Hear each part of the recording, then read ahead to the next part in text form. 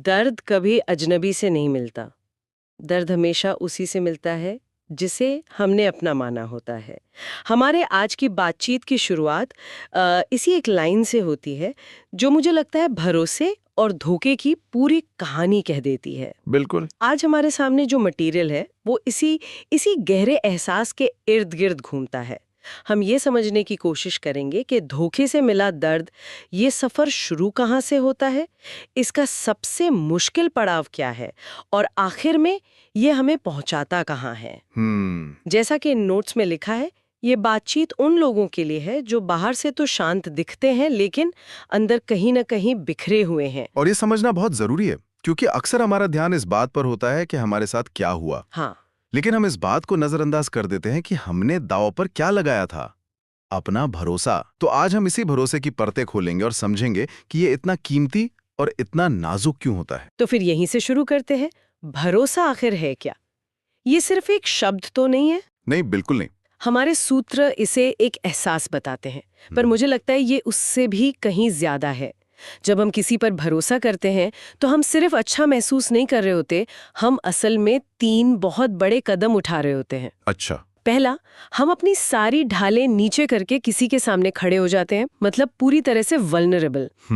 दूसरा, हम अपना सच, अपनी सबसे गहरी बातें उनके हाथों में सौंप देते हैं। और तीसरा, हम एक उम्मीद लगाते हैं कि वो इस नाजुक चीज को संभाल कर रखेंगे, तोड़ेंगे नहीं। यहाँ दिलचस्प बात यह है कि भरोसा मतलब कोई पैसिव एहसास नहीं है, ये एक एक्टिव चॉइस है। एक फैसला। हाँ, एक फैसला, एक जोखिम भरा निवेश है। आप जानते हैं कि सामने वाला इंसान आपको चोट पहुंचाने की ताकत रखता है, फिर भी आप ये फैसला लेते हैं कि आप उन पर दांव लगाएंगे। आप अपनी कमजोरी को उनकी सबसे बड़ी जिम्मेदारी बनाते हैं और यही चीज भरोसे को दोस्ती या प्यार जैसी भावनाओं से अलग और ज्यादा शक्तिशाली बना देती है। ये एक तरह का सौदा है जहां आप अपनी सुरक्षा किसी और के हाथों में दे रहे हैं। बिल्कुल। और शायद यही इसीलिए जब ये सौदा टूटता है तो नुकसान इतना गहरा होता है, क्योंकि इन सोर्सेज में एक कड़वी सच्चाई साफ साफ लिखी है, हर कोई इस जिम्मेदारी को उठाने के काबिल नहीं होता। और यहीं से सारी मुश्किलें शुरू होती हैं। हाँ, बेशक। और जब ये भरोसा टूटता है तो चोट सिर्फ दिल पर नहीं लगती, ये सीधे हमारे दिमाग पर, हमारी खुद की समझ पर हमला करता है। हाँ, ये एक दिमागी उलझन बन जाती है। हम उस इंसान से सवाल नहीं पूछते, हम खुद से पूछने लगते हैं। खुद से, क्या गलती मेरी थी? कहीं मैं जरूरत से ज्यादा अच्छा तो नहीं था? या क्या भरोसा करना ही मेरी सबसे बड़ी कमजोरी है? ये सवाल एक अंदरूनी लड़ाई छेड़ देते हैं जहां हम खुद के ही दुश्मन बन जाते हैं। और अगर हम इसे बड़ी तस्वीर में देखें तो असली दर्द उस धोखे की घटना से नहीं आता, वो तो बस एक पल होता है। असली दर्द उस भरोसे के टूटने से होता है जिसे हमने महीनों या सालों में बनाया था। ये उस हकीकत के बिखरने का दर्द है जिस पर हम यकीन करते थे। सही बात है।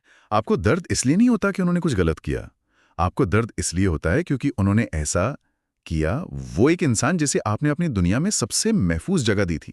ये एक तरह का, मतलब दिमाग ये मान ही नहीं पाता कि जिसे वो इतना अच्छा समझता था वो ऐसा भी कर सकता है। Exactly, cognitive dissonance. ये बहुत गहरी बात है। दर्द उस उम्मीद के टूटने का है, उस तस्वीर के बिखरने का है। और इसी से जुड़ा एक और दिलचस्प आइडिया इन सोर्सेज में है जो हमारी एक बहुत बड़ी गलतफहमी दूर करता है। क्या? वो ये कि लोग अचानक नहीं बदलते, वो अचानक खराब नहीं होते, वो तो बस धीरे धीरे अपना असली चेहरा दिखाते हैं जिसकी हमें खबर भी नहीं लगती। ये बहुत ही बारीक लेकिन जरूरी बात है। धोखा हमें अक्सर एक झटके की तरह लगता है, लेकिन इस विश्लेषण के हिसाब से वो एक लंबी प्रक्रिया का आखिरी हिस्सा होता है। मतलब सच सामने आ रहा था पर हम देख नहीं पाए। हाँ, शायद देखना नहीं चाहा। लेकिन शुरू में तो सब कुछ इतना सही लगता है, ऐसा क्यों होता है? इन नोट्स के मुताबिक इसकी वजह ये है कि शुरुआत में हमें वही दिखाया जाता है जो हम देखना चाहते हैं। लोग अपनी सबसे अच्छी, सबसे चमकदार छवि पेश करते हैं और हम भी उस पर यकीन करना चाहते हैं। ये एक तरह से दोनों तरफ से होता है ना? हाँ। लेकिन इस प्रक्रिया में एक टर्निंग पॉइंट आता है, एक निर्णायक मोड़। लोगों का असली रंग तब दिखना शुरू होता है जब उन्हें ये महसूस होने लगता है कि अब आप उन्हें छोड़कर कहीं नहीं जाएंगे। अच्छा। ये भरोसे के रिश्ते में पावर डायनामिक्स का एक बहुत बड़ा बदलाव है। जब तक उन्हें लगता है कि आपको जीतना है, तब तक वो एक किरदार निभाते हैं। और जिस पल उन्हें यकीन हो जाता है कि वो जीत चुके हैं, उस पल से वो किरदार निभाने की मेहनत करना बंद कर देते हैं। तो मतलब हमारा भरोसा ही उनके लिए एक तरह का लाइसेंस बन जाता है कि अब वो जो चाहे कर सकते हैं। एक तरह से हाँ, और यही पल सबसे ज्यादा तकलीफ देता है, क्योंकि ये सिर्फ धोखा नहीं है, ये आपके भरोसे का, आपकी वल्नरेबिलिटी का इस्तेमाल है। उन्होंने आपके दिए हुए भरोसे को आपके ही खिलाफ एक हथियार की तरह इस्तेमाल किया। ये ऐसा है जैसे आपने किसी को अपने घर की चाबी दी और उसने आके आपका घर ही लूट लिया। ये सब सुनकर तो ऐसा लगता है कि भरोसा करना ही एक गलती है। क्या ये सोर्सेज हमें इस अंधेरे से बाहर निकलने का कोई रास्ता दिखाते हैं? बिल्कुल दिखाते हैं, और यहीं पर यह विश्लेषण एक बहुत ही सकारात्मक मोड़ लेता है। अच्छा। ये कहता है कि हर दर्द सजा नहीं होता, कुछ दर्द सबक होते हैं। दर्द को सिर्फ एक नेगेटिव तजुर्बे की तरह देखना हमें उसी में फंसाए रखता है, लेकिन अगर हम उसे एक टीचर की तरह देखें तो वो हमें आगे बढ़ने की ताकत देता है। और ये सबक बहुत कीमती हैं। हमारे सामने 3 खास सबक रखे गए हैं जो इस दर्द से सीखे जा सकते हैं। कौन से? पहला, किस पर भरोसा करना है। दूसरा, कहाँ पर एक लाइन खींचनी है, यानी कहाँ रुक जाना है। और तीसरा, किसे छोड़ देना है। चलिए इन तीनों को थोड़ा और गहराई से समझते हैं। पहला सबक, किस पर भरोसा करना है। इसका मतलब ये नहीं है कि आप शक करना सीखें, बल्कि आप परखना सीखें। इन सोर्सेज में एक व्यावहारिक सलाह छिपी है। लोगों के शब्दों और उनके कामों में तालमेल देखिए। क्या वो जो कहते हैं वही करते हैं, खासकर तब जब उनके लिए ऐसा करना मुश्किल हो। ये देखिए कि वो उन लोगों से कैसा बर्ताव करते हैं जिनसे उन्हें कोई फायदा नहीं है। बिल्कुल, उनका असली चरित्र वही नजर आता है। ये बहुत प्रैक्टिकल सलाह है। और दूसरा सबक, कहाँ रुक जाना है, इसका क्या मतलब है? इसका मतलब है सीमाएं बनाना, बाउंड्रीज।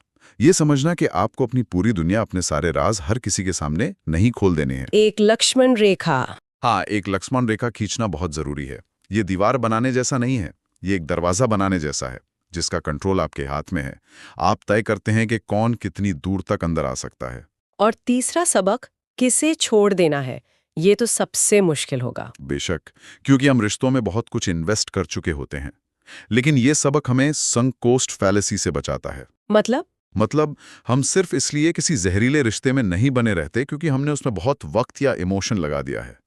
ये सबक हमें सिखाता है कि कभी-कभी सबसे समझदारी का काम होता है पीछे हटना और अपनी एनर्जी को बचाना। ये तीनों सबक हमें भविष्य में खुद को बचाने का एक टूल किट देते हैं। सही कहा। इसी से जुड़ी एक बहुत शक्तिशाली लाइन है इन नोट्स में। जिस इंसान ने एक बार भरोसे का दर्द सह लिया, वो दोबारा खुद को सस्ता नहीं करता। वाह, कमाल की लाइन है। खुद को सस्ता नहीं करता।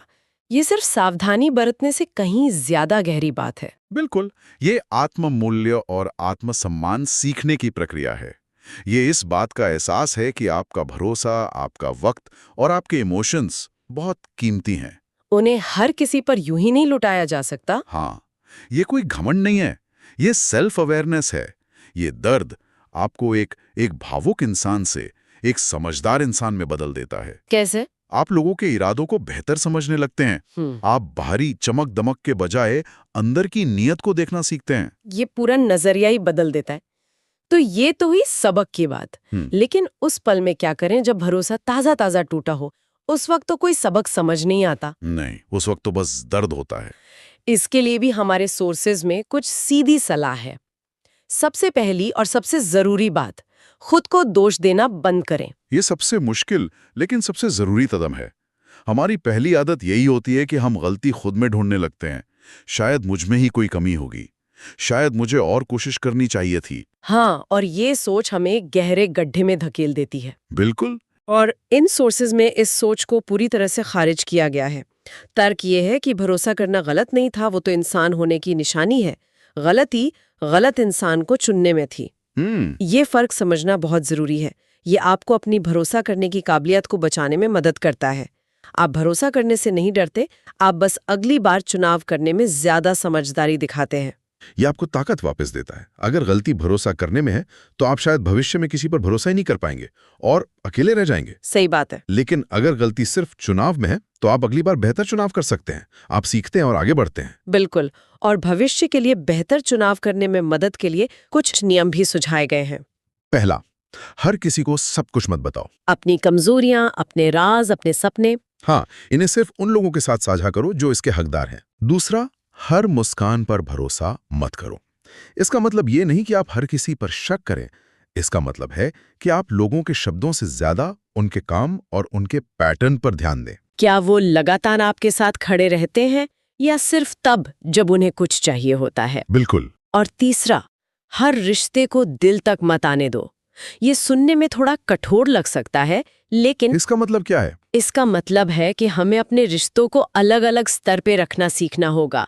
हर कोई आपके सबसे करीबी सर्कल का हिस्सा बनने के लायक नहीं होता। कुछ लोग सिर्फ जान पहचान के लिए होते हैं, कुछ दोस्त होते हैं और बहुत कम लोग होते हैं जो परिवार की तरह होते हैं। ये समझना कि हर कोई दिल के लायक नहीं होता, हमें बहुत से आने वाले दर्द से बचाता है।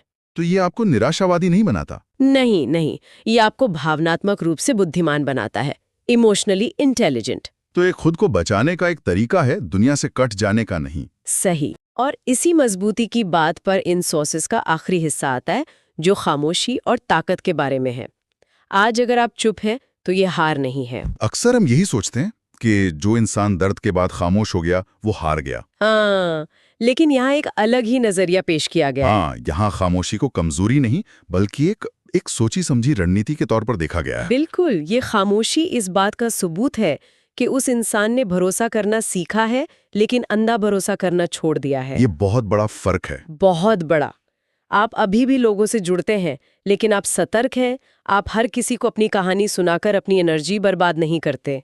आपकी खामोशी आपके डर का नहीं, आपकी समझदारी का नतीजा है। ये एक तरह की मैच्योरिटी है।